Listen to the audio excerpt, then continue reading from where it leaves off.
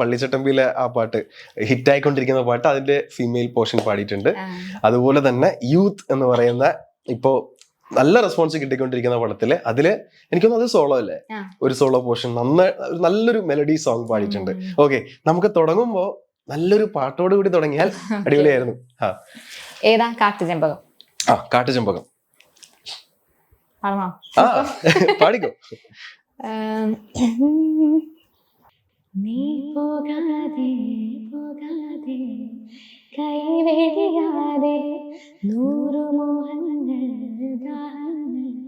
തേടി വരുമ്പോൾ